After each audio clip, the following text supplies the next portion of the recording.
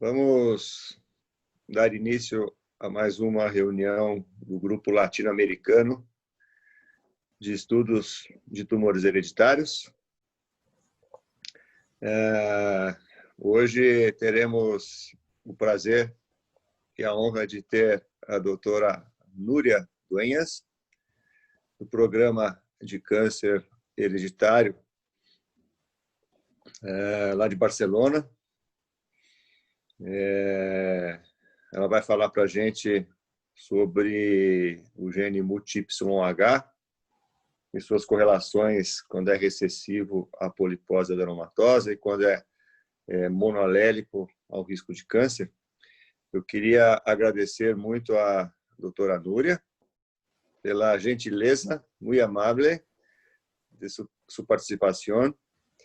E queria enviar um grande abraço para meu amigo Gabriel Capelá, que está aí mirando sua apresentação. Um grande abraço, Gabi.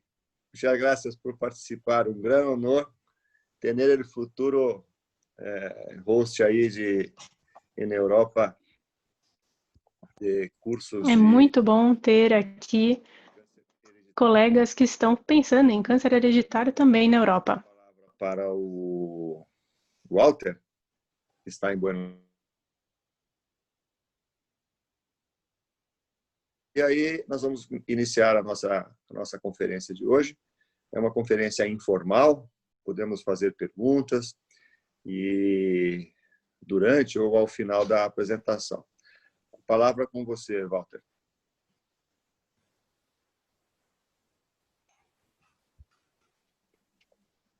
Olá, Walter. Olá, Walter, está ouvindo? Tenía el audio silenciado, perdón. Desculpem, eu estava com o botão de mudo aqui. Muito obrigada, Dr. Benedito, por me passar a palavra.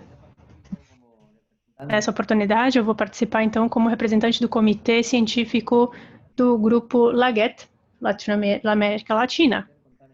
É um prazer estar aqui para assistir essa excelente apresentação da doutora Núria, que é médica especialista da Unidade de Aconselhamento Genético, o Programa Genético do Instituto Catalão, na cidade de Barcelona, na Espanha. E ela estava comentando que ela trabalha agora na sua tese de pesquisa sobre fenótipo e genótipo para a síndrome de Lynch. Então, realmente é um prazer estar aqui com vocês, contar com a presença da doutora e podemos começar a apresentação. Só uma questão importante que eu esqueci de comentar. No começo das nossas apresentações, os tradutores costumam explicar como funciona a função de interpretação, como ouvir em português ou espanhol.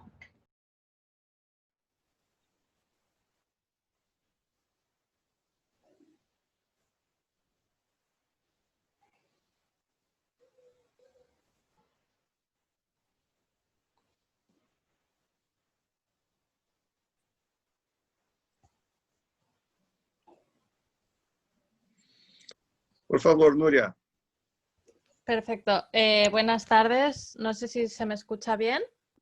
Uma ótima tarde a todos. Vocês estão me ouvindo bem? Sim, ouvimos muito bem.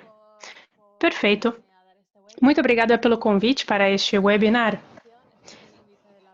Este aqui é o resumo da apresentação de hoje. Eu vou começar com a introdução, algumas questões gerais da polipose colônica. Depois eu vou falar especialmente da polipose adenomatosa associada a variantes patogênicas bialélicas em MUT, o MAP. Também farei alguns comentários rápidos sobre os portadores dessas variantes patogênicas, porém monoalélicas, em MUT-YH. Nós fizemos uma revisão também na nossa série de portadores de MUT-YH e depois farei algumas conclusões. Para começar, como sabemos, o câncer coloretal é a terceira causa de câncer em homens e a segunda em mulheres no mundo. O principal fator preditor de risco para esse carcinoma seria a história familiar, o histórico. O risco de câncer aumenta à medida que tem mais familiares afetados, ou quando a pessoa é mais jovem. As estimativas indicam 20 a 25% de todos os pacientes com carcinoma coloretal tendo pelo menos um familiar afetado por esse tipo de carcinoma. Quando nós analisamos, então, as causas para a suscetibilidade hereditária para este câncer, notamos o seguinte: a maioria desses casos, nós vemos que eles são esporádicos, em 65% a 85%. Existe um 10% a 30% que seriam câncer coloretal familiar. E temos uma porcentagem um pouco menor aqui, em torno de 7%, que estariam associadas a mutações germinais, dentre as quais nós temos síndrome de Lynch, por um lado, que seria 3 a 5% do total de carcinomas coloretais, depois polipose adenomatosa, especialmente aquela associada às mutações em APC, mas também aquelas associadas a mutações de MUT-YH. Tem uma pequena porcentagem de 0,1% associada a outros tipos de síndrome, mutações diferenciadas. Em respeito aqui ao câncer coloretal familiar, que eu estava comentando, que seriam 10 a 30% do total de carcinomas coloretais diagnosticados, estes são casos nos quais há uma predisposição genética. Até o dia de hoje, isso não tem uma explicação. Provavelmente seria uma coisa multifatorial. Variantes genéticas com baixo ou moderado risco, ou SNPs de risco, por fatores ambientais ou estilo de vida. Quando nós falamos de polipose colônica, vemos o seguinte: elas englobam um grupo de doenças bem diversas aqui no caso. Um grande número de síndromes, dentre as quais nós poderíamos mencionar, de forma geral, vários pólipos no cólon, e também poderia haver pólipos em outras zonas do trato gastrointestinal. As poliposes colônicas podem ser diagnosticadas em qualquer idade, e existem manifestações clínicas variáveis, inclusive dentro da mesma família. Além disso, há alguns traços fenotípicos que vão se sobrepondo entre poliposes e isso torna mais difícil o diagnóstico. Existem poliposes colônicas de herança autossômica dominante, como PAF e PAFA, com APC, ou recessivas como a MAP, por exemplo, que é o tema de hoje. Além disso, nem todas as poliposes vão ter um gene responsável conhecido, como o caso da polipose cerrada. E podem haver vários tipos histológicos de pólipos. É importante pensar que é necessário realizar um estudo genético em pacientes afetados por polipose.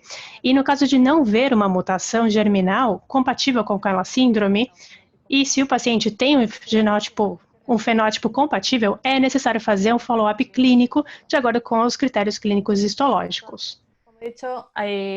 Como eu dizia, há vários tipos de polipose colônica, dentre as quais nós veríamos uma subdivisão aqui das familiares, a familiar atenuada e outras poliposes. Temos as adenomatosas, amartomatosas e outras poliposes. Hoje vamos centrar nestas daqui. Quando vemos o total das poliposes adenomatosas, de acordo com os resultados reportados, vemos que 60% tem a ver com mutação APC. Além disso, 7% tem a ver com mosaicismos em APC. As MUT-YH representariam 10% do total de poliposes adenomatosas e depois temos mutações em outros genes, como MSH3, NTHL1 e outros.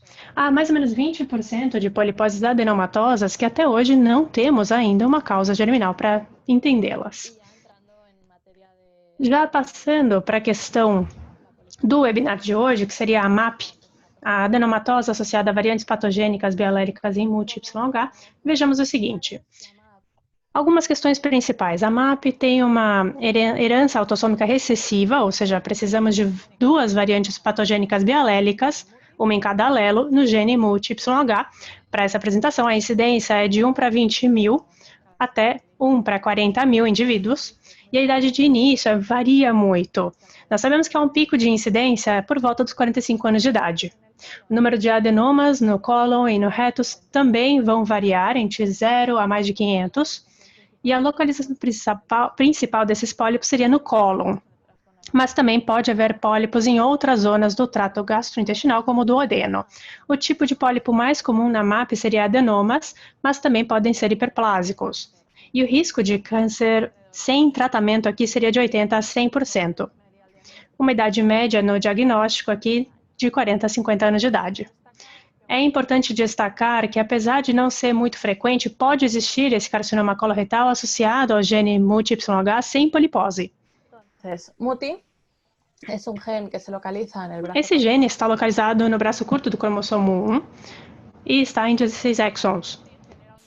Llamada MIH. Normalmente vai ter uma enzima LH glicosilase que vai estar na reparação do DNA. Como é que funciona isso?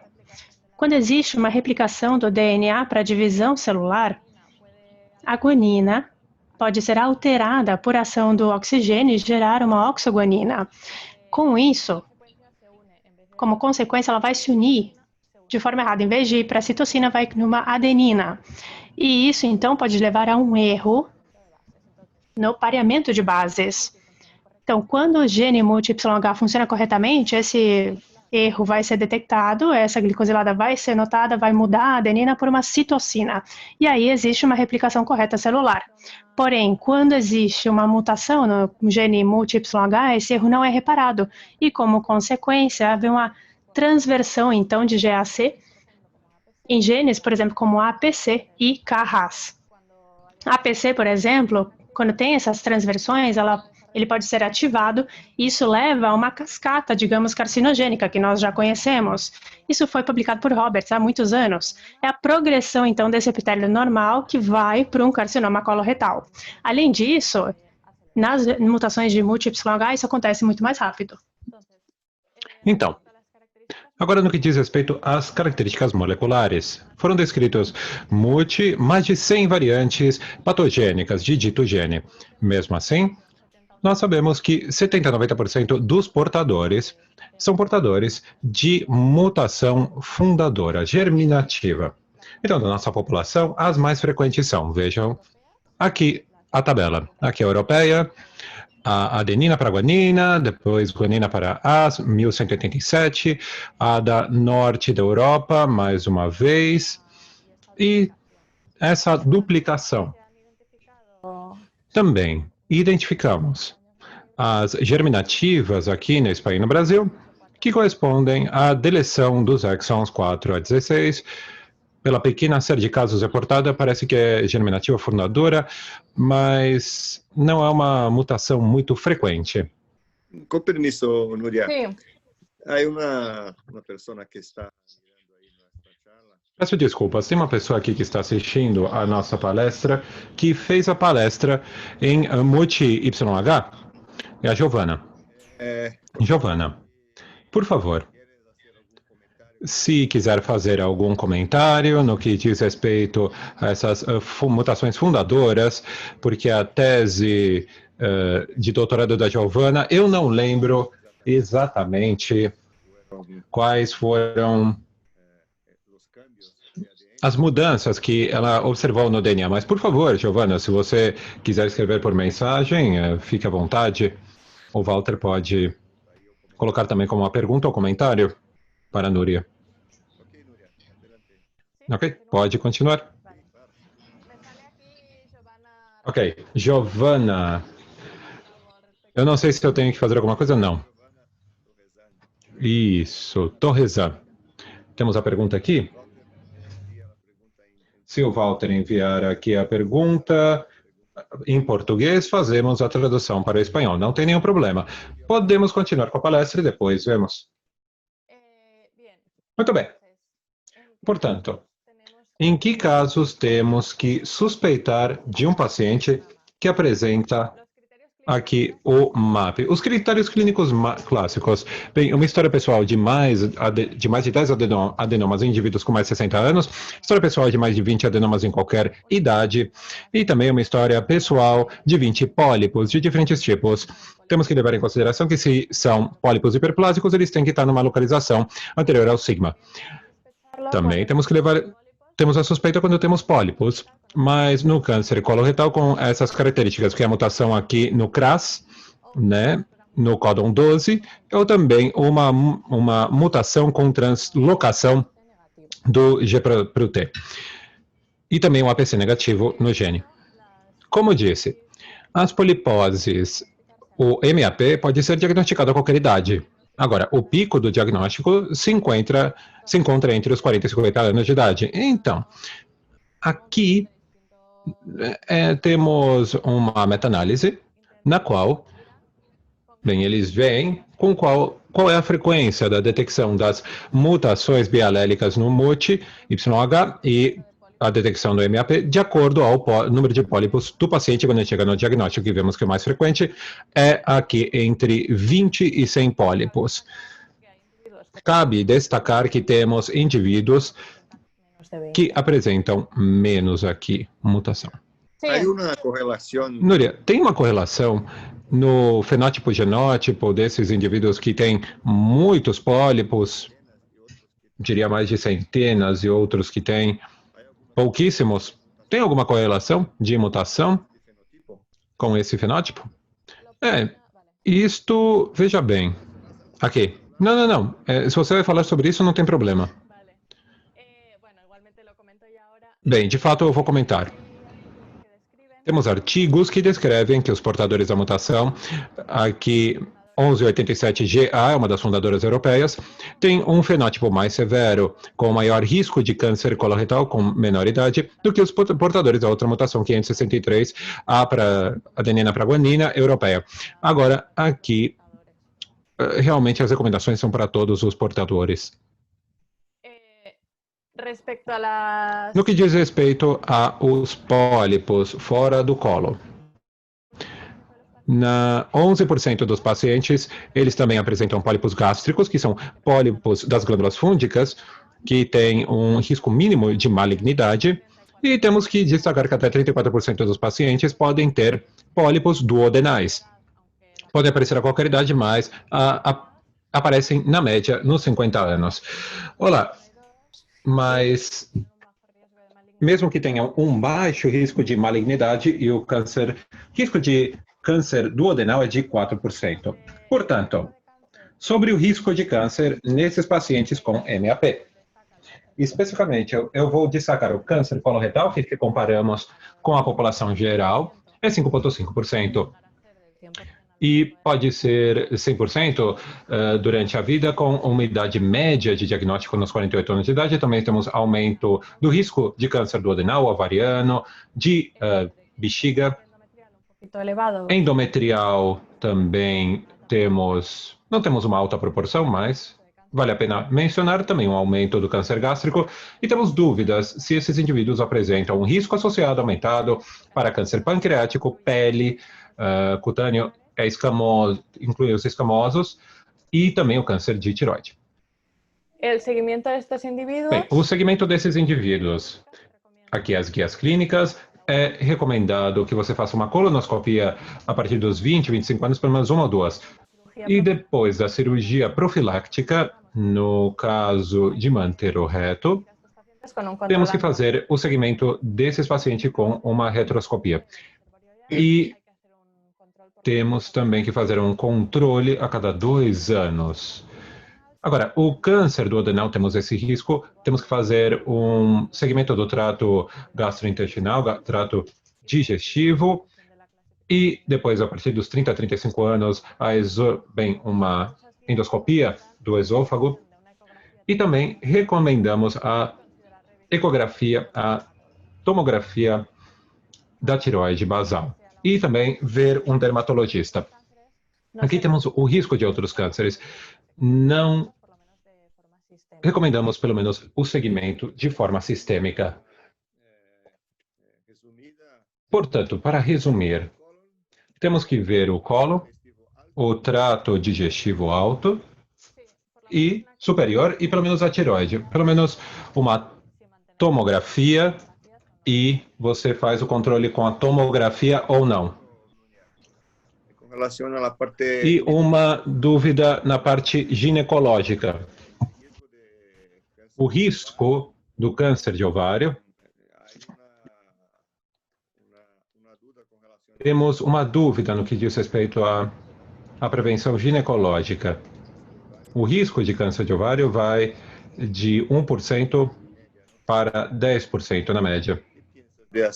O que você pensa de fazer isso daqui? Porque nas mulheres, elas fazem as consultas ginecológicas, uma vez ao ano. Então, se muda muito pouco. Mas você acha que é necessário ter uma orientação específica para fazer uma prevenção direcionada para o endométrio e o ovário? O problema do segmento ginecológico é o mesmo de outros genes de maior risco, como os BRCAs, que é o segmento ginecológico, pelo geral, não é bom. Sobretudo o ovário. O segmento não é bom para fazer o diagnóstico precoce. No endométrio, você pode estar... Bem, vocês lembram que se você tem um sangramento pós-menopáusico ou um sangramento fora do ciclo, a paciente precisa falar com a ginecologista, mas o câncer de ovário não temos um bom segmento. Portanto, no nível global, não se recomenda fazer nenhum tipo de segmento de câncer de ovário nessas pacientes, as pacientes com MAP. O que sim podemos fazer é, no caso de um histórico de câncer de ovário na família, é que as pós-menopáusicas façam os exames, um ultrassom, mas isso aqui é uma coisa clínica. Vale. E respeito ao tratamento na MAP? Bem, no que diz respeito ao tratamento na MAP, agora não temos nenhum tipo de tratamento aprovado e temos a cirurgia profilática extensa com uma ressecção total. E a única recomendação absoluta é quando você tem uma confirmação de neoplasia e, no geral, no momento de fazer a cirurgia profilática,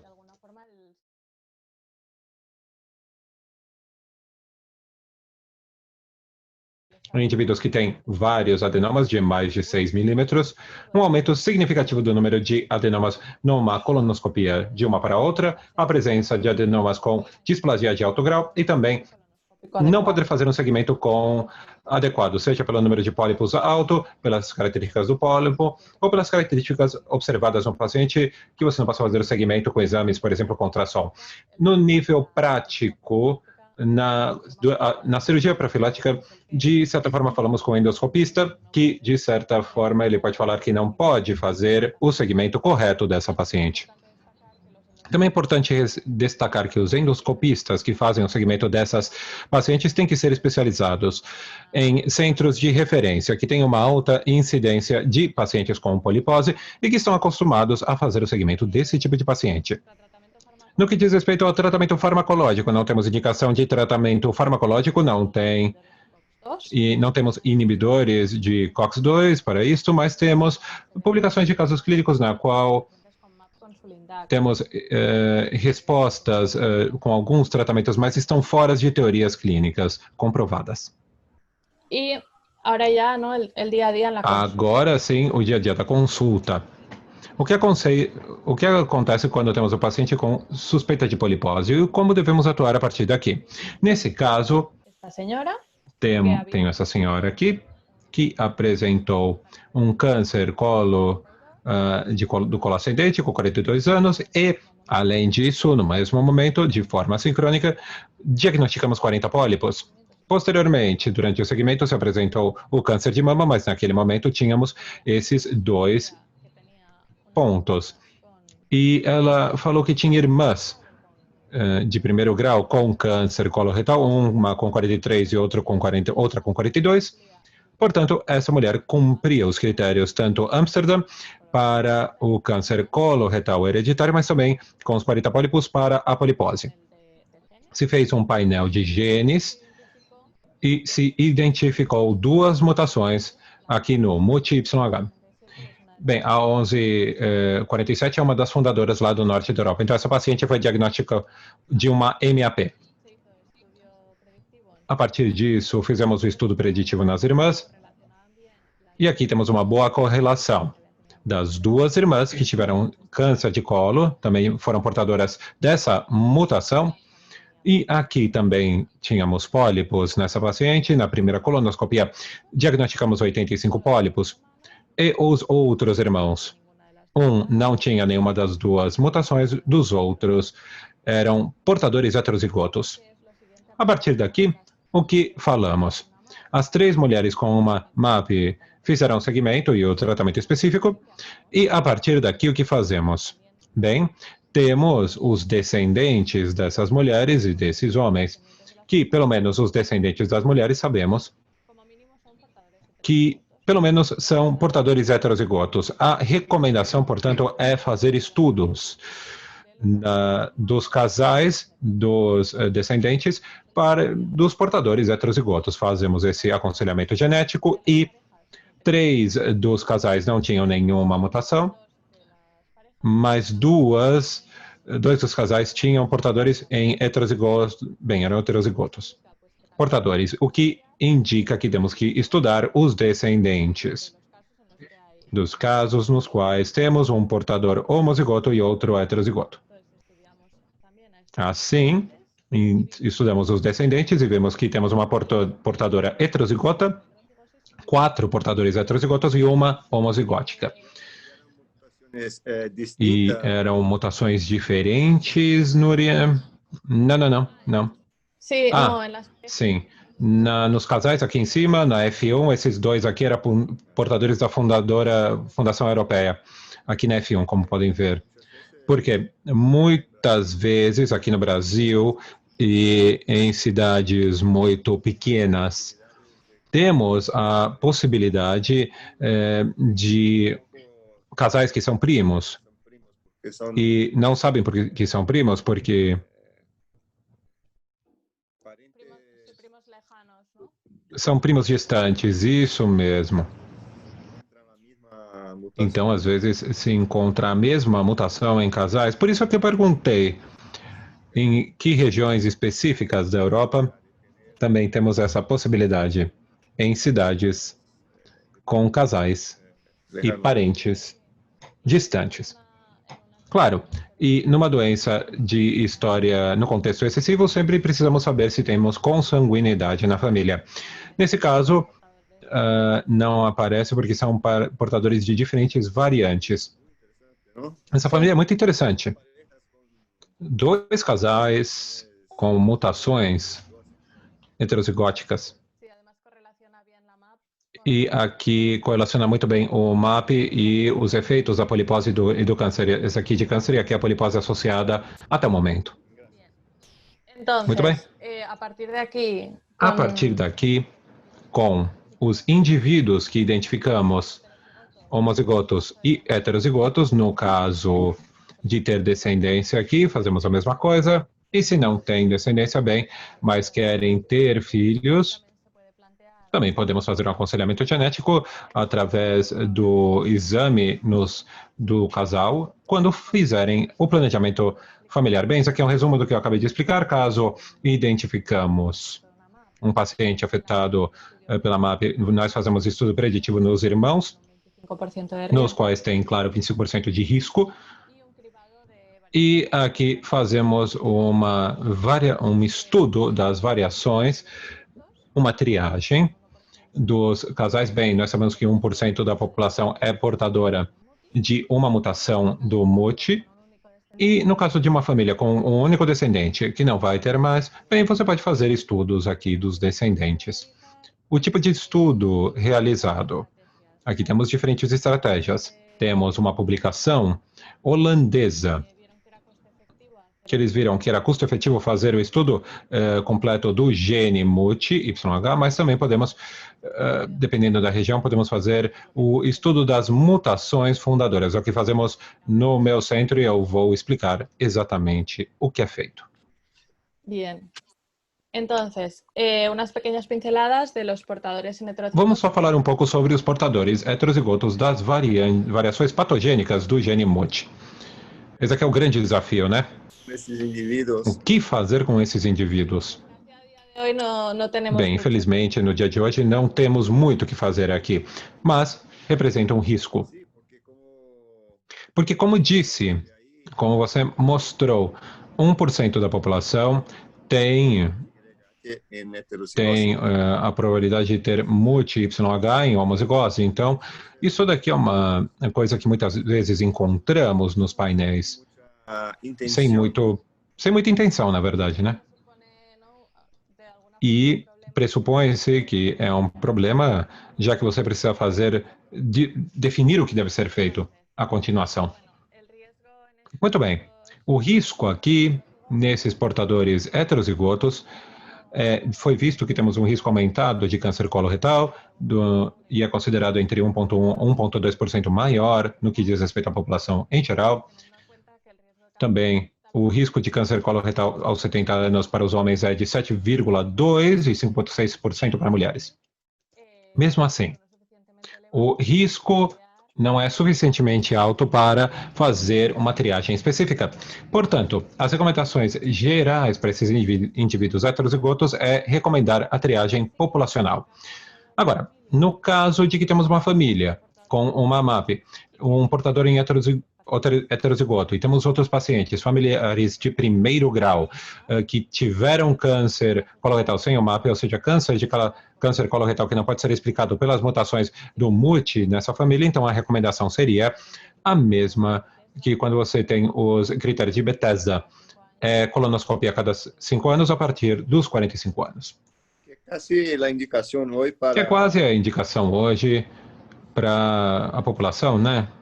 Iniciar a colonoscopia aos 45 anos e a cada 5, 10 anos, né? Na nossa população é feito no nível populacional triagem, via sangue, só falamos a colonoscopia se temos os critérios familiares. Entonces, estos indivíduos... Agora, esses indivíduos aqui portadores, quando vemos o risco reportado de câncer nessas populações, claro, foi reportado. Aqui eu coloquei para correlacionar um pouco o risco populacional de câncer na nossa população em Catalunha nos 70 anos. Portanto, se você tem um aumento do risco do câncer de estômago, temos maiores riscos também de câncer coloretal, endométrio, parecidos ao MAP, e também câncer de mama. Câncer de mama foi reportado em maior risco, mas o risco não é suficientemente alto para recomendar uma triagem específica nesses indivíduos. Quer dizer, no dia de hoje, no nível geral, nos heterozigotos, não recomendamos nenhum segmento específico, se não temos uma história familiar por trás que tenha de sustentação para essa triagem específica. Não sei se eu continuo aqui com a série ou a gente faz perguntas e respostas. O que você prefere? Walter, tem alguma pergunta que você gostaria de fazer para a Núria? Sim, já estava mencionando... Sim, na verdade, estavam mencionando o tema da heterozigose multi-Y e você mencionou câncer de mama. Temos duas perguntas. Uma interno do grupo da Latanguete e outro do participante do hospital italiano. A pergunta é: queremos ver como vocês fazem o segmento dos pacientes com câncer de mama, no qual você tem uma variação do multi-YH em heterozigose. Você já mencionou na apresentação, mas a dúvida do grupo é: você, quando tem que pedir o teste genético para câncer de mama, o que acontece se só temos uma variação que você detecta em heterozigose? Qual é o segmento para essa paciente heterozigótica? Bem, no dia de hoje, no câncer de mama, pelo menos do que eu sei, não temos recomendação de incluir MUT em painéis de testes genéticos para câncer de mama. Agora, no futuro, pode ser demonstrado que é um gene daqueles de risco moderado, de baixo risco, talvez. Nós, por exemplo, nos pacientes portadores, tanto bialélicos como monoalélicos, em mutações no MUT, só indicamos o risco de câncer de mama se a família tem critérios de risco moderado ou alto risco para câncer de mama, mas é mais pela história familiar do que pela mutação em si, a mutação no MUT. Então, o caso da pergunta era sem antecedentes, claro. Então, se não temos história que acompanhe essa suspeita, quais são os critérios. Agora, por outro lado, a outra pergunta seria: bem, se é pedido como parte de um painel genético multi-YH, quando você recebe o resultado da heterozigose A discussão interna aqui do grupo é situación de incidencia por la frecuencia. se temos uma incidência pela frequência populacional ou se realmente temos um risco associado. Y es lo que Bem, você demonstrou que o que se sabe que temos uma porcentagem aumentada, um pouco mais em alguns casos do que na população normal. E estamos fazendo as variações, bem, estamos trabalhando com as variações frequentes ou temos um papel genético aqui do gene? Não, no dia de hoje não temos resposta para isso. É um pouco como o Lynch, você sempre tem dúvida se MLH1, aumento do câncer de mama, algumas publicações dizem que sim, outros artigos que não, mas no dia de hoje não sabemos que esses genes estão implicados na carcinogênese ou na afetação pelo câncer de mama. Então, no dia de hoje, não incluiríamos esse gene no painel de câncer de mama e provavelmente isso aqui responde a uma incidência populacional. Ou uma agregação, incluso pela anamnese da história familiar, score de risco, ou alguma outra especificação. Núria, nós temos aqui no nosso registro, aqui em São Paulo, várias famílias com agregação de câncer, que não são características típicas da síndrome por critério restrito. Mas temos indicação de fazer o painel multigenético, e quando fazemos o painel dos genes, aí aparece multi-YH em heterozigose. Isso é um resultado que eu, pelo menos, eu fico um pouco sempre com a dúvida se temos que ver isto no contexto da família, porque temos muitos casos da família dentro da família de câncer e não temos mudanças nos genes, exceto no multi-YH em heterozigose. Então, claro, como sabemos, não temos guideline, diretriz para uma ação específica e fazer assim um segmento da família como esta, mas no momento nós colocamos os riscos clínicos, como as idades de aparição e diagnóstico do câncer na família, e quais são os cânceres que estão dentro desta família. Então, se faz um planejamento de segmento muito mais direcionado na parte clínica do que no que diz respeito a um guideline baseado no multi-YH. Não, esses são os novos critérios de... Esqueci o nome agora. Bodicea. Então, não... Bem, temos aqui o segmento nos pacientes de câncer de mama com uma mutação. Bem, até o dia de hoje a gente achava que a genética tinha um grande impacto, mas também vemos que, por exemplo, a densidade da mama, fatores hormonais, fatores se tiveram filhos ou não, provavelmente tem um peso muito mais importante do que alguns genes de baixo risco ou risco moderado. Portanto, no caso da mama, o que influi tantos fatores ambientais e genéticos ou genômicos diversos, eu acho que é muito difícil. Numa mutação tipo a heterozigose em multi, no qual temos 1% da população, associar isto ao aumento de risco, se o aumento de risco é muito limitado. Na série, bem, temos o risco populacional que vai de 12% a 25% em MAP, quando o risco populacional é 12%, na verdade. Então, temos que focar em outros critérios que não sejam tanto... Bem, quando a gente encontrar uma mutação, por exemplo, em heterozigose ou bialélica no MUT, eu acho que aqui temos que focar muito mais em critérios hormonais, familiares e de fatores de risco nessa mulher, e não tanto no encontrar essa mutação no MUT, do MUT, né? Sim, mas o MUT-YH é um challenge, não? É um desafio, é um desafio.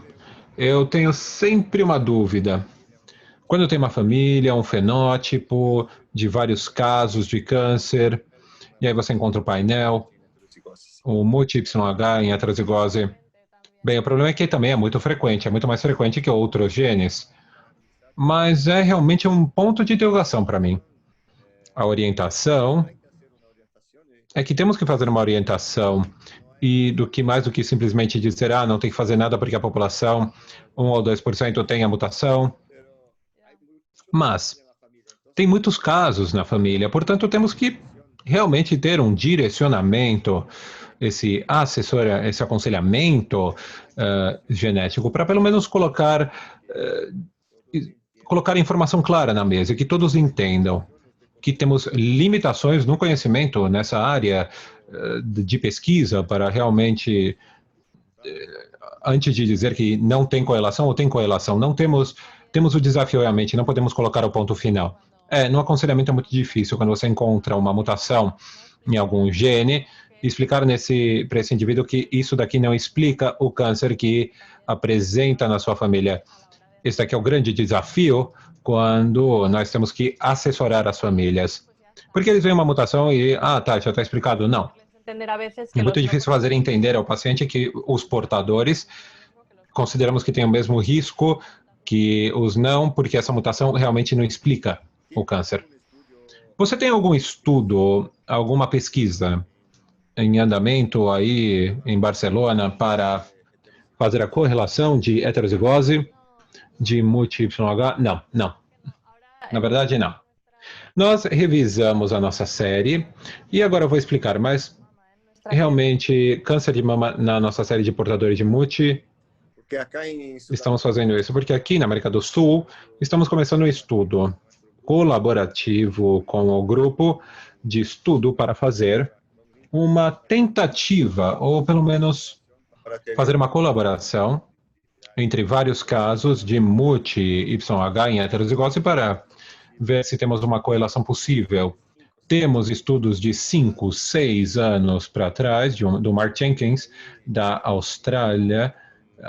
Temos várias famílias em heterozigose monoalélicos de MUT-YH que o Jenkins tenta fazer essa correlação. É um tema muito interessante. Mas, por favor, continue.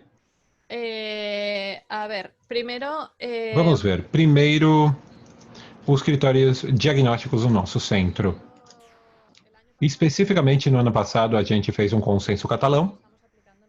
São os que estamos aplicando aqui nos nossos pacientes. Anteriormente, estávamos estudando, como recomendam os critérios clínicos, dos pacientes de menos de 10 adenomas, mas também temos de 10 a 20, mas vemos que o rendimento do painel é muito baixo. Portanto, reconfiguramos os painéis da nossa população. Vejam, indicamos estudo genético de polipose em indivíduos que têm uma história pessoal de mais de 20 adenomas a qualquer idade, mais de 10 ou menos de 40, com indivíduo que tem menos de 40, ou mais de 10 do familiar e um familiar com câncer coloretal, menos de 60 anos de idade desse familiar aqui. Temos a polipose, temos os 2 genes principais, o APC e o MUT, e também temos outros genes, o POLD-D1, NTHL1, os oportunistas, que incluímos os BRCAs e os reparadores. E no caso de fenótipo sugestivo, também estudamos o PTEN e o STK11. Nos casais afetados, você pode também fazer o estudo genético completo, não obstante, nós fazemos unicamente estudos dessas 3 mutações fundadoras. Temos essas europeias aqui, e essa daqui de baixo é uma fundadora espanhola. Isto num estudo, num mestrado de uma estudante de 2010, comparamos as estratégias e vemos que para a nossa população aqui no nosso laboratório, o estudo dessas 3 fundadoras tinha uma sensibilidade de quase 98%. Portanto, o que fazemos é isso que fazemos nos casais afetados. Então, a primeira coisa, quais são os resultados? Quando temos um indivíduo ou uma família com critério de polipose. Bem, revisitamos desde 97 e 98, 341 indivíduos, dos quais 301 fizeram estudos. Isso aqui é a polipose adenomatosa, e aqui 56% dos casos temos o resultado do painel genético indeterminado, Mas temos alguns pacientes que naquele momento antes não se fazia o painel, de novo, são pacientes que vêm no nosso centro desde os anos 90. E agora, naquele momento, talvez não fazíamos o estudo de APC em MUT. Bem, aqui identificamos os pacientes, 62 pacientes com mutação em APC, quase 9% são portadores bialéricos da MUT-YH. Aqui temos os pacientes que cumprem critérios de polipose, que são monoalélicos para MUT, 2,35%, e também mutação de baixo risco, alelo de baixo risco APC, 1,17% de casos. Aqui o câncer de colo retal é muito similar ao APC, mas um risco de polipose mais baixo nesse alelo de baixo risco. E também identificamos em alguns pacientes outros genes de polipose, como PTN, NTHL1, STK11. Bem, depois nós revisamos os critérios desses pacientes e eles tinham outros fenótipos.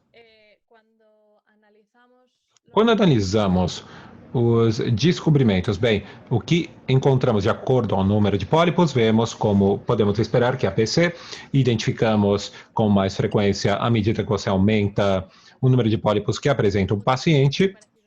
MUT, muito parecido ao bialérico, muito parecido ao que foi aportado em grande série de casos. Identificamos indivíduos entre 20 e 100 pólipos.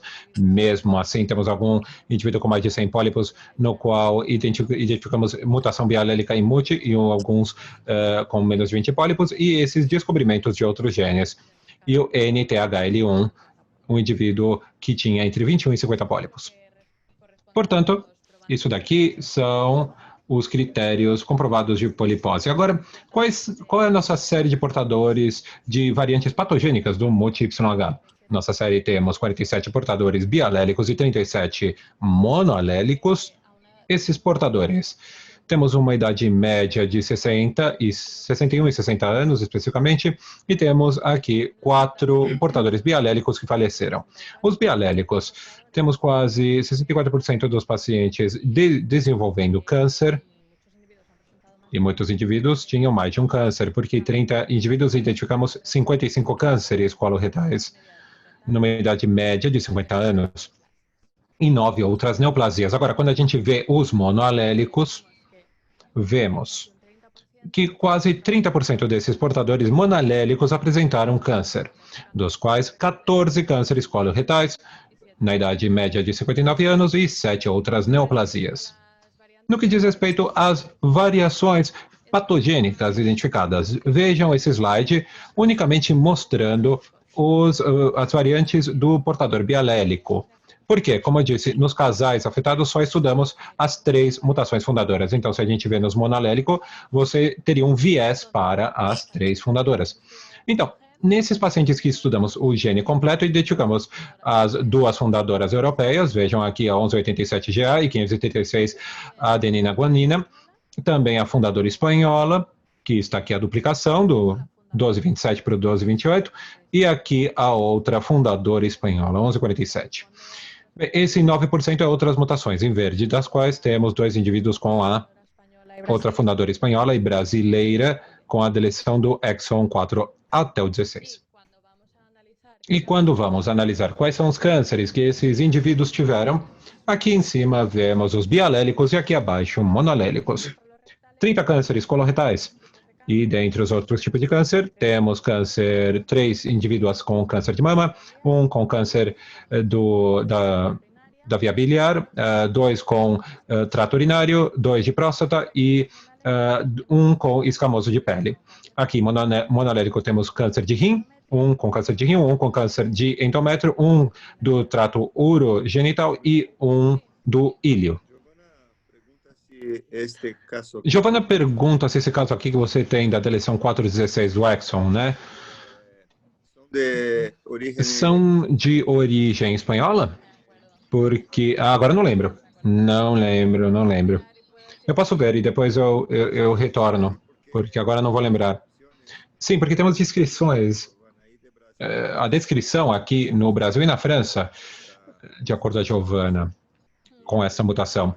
E já que você está bem pertinho aí da França, você pode ter... pode ser que seja brasileiro ou francês. Não lembro de onde era a família. Mas se você depois me envia um e-mail e eu retorno para a Giovana. Por favor. Vale. Muito bem. Respecto a la edad de los No que diz respeito à idade dos cânceres coloretais, vejam, identificamos entre os 30 aos 60 anos de idade, grande parte. 40 a 60 também muito alto. Esse seria compatível à série de casos reportada. Já para terminar as conclusões, no que diz respeito ao MAP, lembre-se que é 10% das poliposes adenomatosas e 0,3%, 0,5% dos cânceres coloretais. Número de pólipos variáveis, mais frequentemente entre 20 a 100 pólipos. Risco de câncer é o câncer coloretal, que durante toda a vida é 80 a 100%, sem tratamento. O câncer duodenal é de 4% para toda a vida. Dicas para cirurgia profilática. Você pode fazer do que dependendo da colonoscopia, que tem que ser feito em estudo em centro especializado, e quando identificamos uma MAP, temos que fazer o estudo nos familiares, você precisa fazer o teste nos irmãos, e também variante ou gene completo para os que querem fazer o planejamento familiar, no aconselhamento genético. Portador monoalélico para MUT-YH. Aqui, com só uma mutação, não temos indicação para segmento, mas temos que fazer o aconselhamento genético para casais, para o planejamento familiar. E assim terminamos. Que grupo grande, hein? Grupo grande de vocês, hein? Onde você está? Aqui. Eu acho que estou aqui atrás. Eu estou bem atrás na foto, na verdade. E a Gabi? Gabi está aqui. O chefe. Que honor ter meu amigo Jeff aí. É uma honra ter o meu amigo aqui.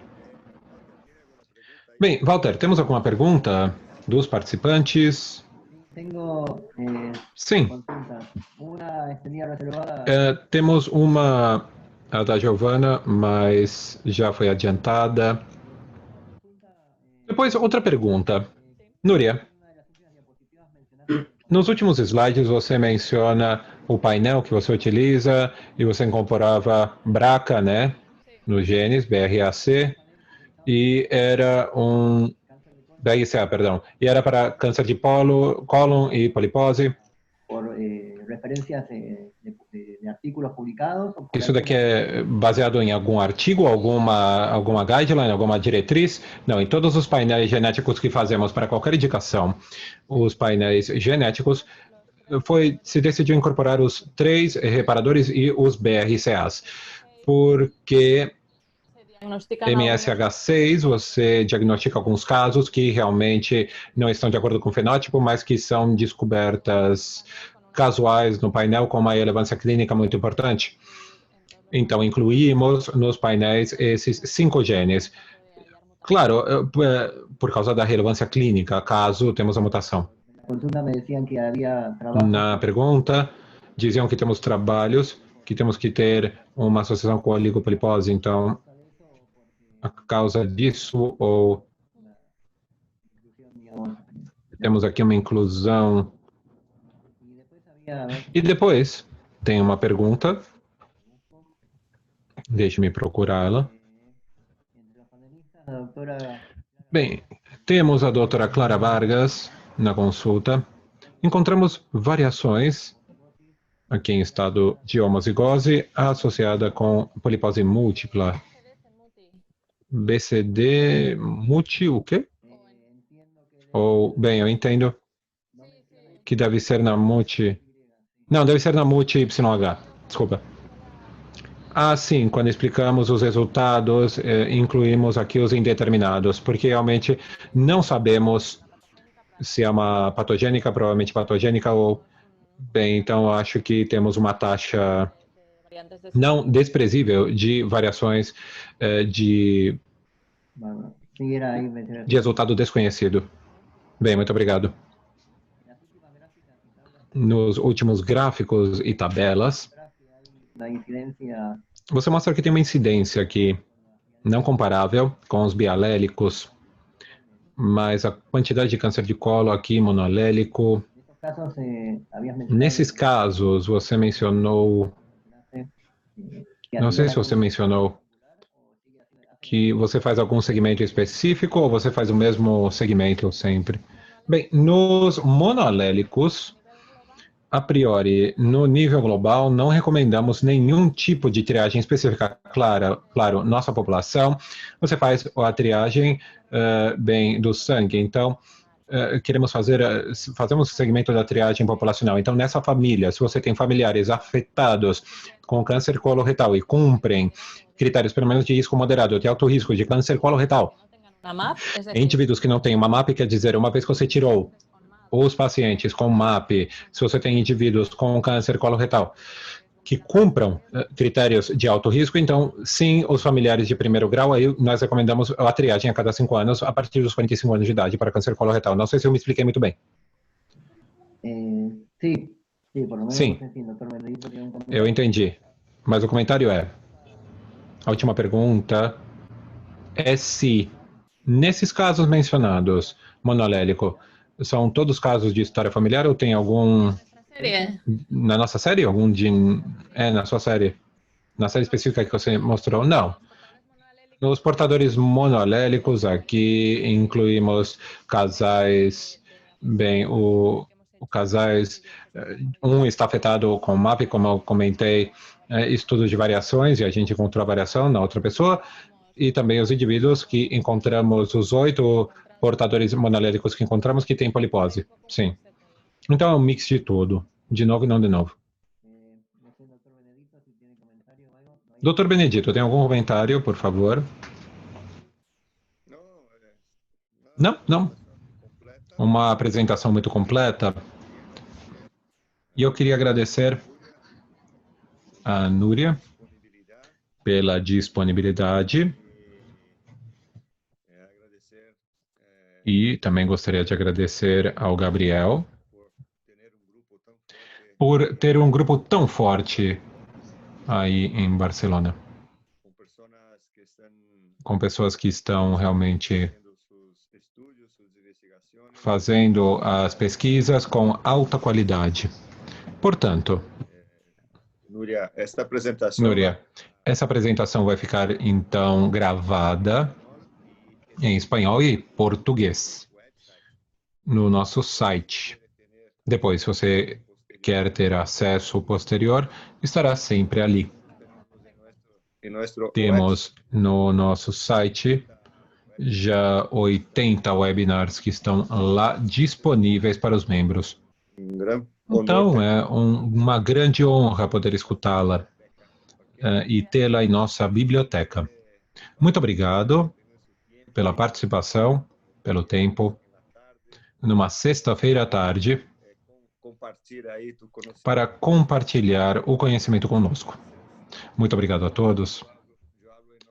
Então, agora eu falo em nome de todo o grupo do Comitê Científico Educacional, que o Walter faz parte. O Walter e Karen Alvarez, do Chile, são convidados aqui para participar pelo seu conhecimento na área e a conversa foi fantástica. Não sei se o Walter gostaria de fazer algum comentário final para encerrar. Não. Eu faço de suas palavras as minhas, doutor. Muito obrigado, a Núria, pelo seu tempo, numa sexta-feira à tarde. Uma palestra muito completa, muito clara. E, na verdade, ter você nessa série de seminários do grupo latino-americano, nesse nível internacional, no grupo de trabalho nessa área, é realmente um prazer escutar as suas opiniões e experiências e poder ver o que acontece em cada região, dando ideias e conclusões. E ver o que está acontecendo no dia a dia do seu laboratório. Bem, você tem algum comentário, Núria, que você gostaria, palavras finais? Bem, muito obrigado a todos por me convidar e pelo tempo dedicado aqui a escutar tudo que eu tinha para contar. Se alguém tem qualquer dúvida ou alguma coisa que não ficou clara, por favor, enviem um e-mail. Não tem nenhum problema, podem escrever e eu vou responder. Muito obrigado. Outra coisa, depois eu vou te escrever por e-mail, porque Vamos ter um aluno de maestria. Vamos ter um aluno de mestrado para o próximo semestre que vai participar desse projeto do multi-YH monolélico. Talvez seria interessante uma colaboração, já com que não temos nenhum estudo prosseguindo nessa área. Talvez seria uma coisa interessante. Gostaria de agradecer mais uma vez a você, o Gabriel, a todo o grupo latino-americano que participou da organização deste webinar. Jefferson, nosso secretário-geral, Renata, que está fazendo a gravação do espanhol para depois fazer o download no site aos tradutores. Nelson e Stella, que sempre fazem a tradução de alto nível. E a Karina, claro, e Flávia, que são as sponsors, que fazem com que isto seja possível, essas transmissões com tradução. Muito obrigado. Assim terminamos e fechamos este webinar. Temos esses webinars 2 vezes ao mês. O próximo será em julho. Anotem nos seus calendários, enviaremos os convites. Foi um grande prazer tê-la aqui. Muito obrigado a todos. E fechamos então este webinar do Grupo Latino-Americano de Estudos de Tumores Hereditários. Muito obrigado. Até logo. Até logo. Tchau, tchau.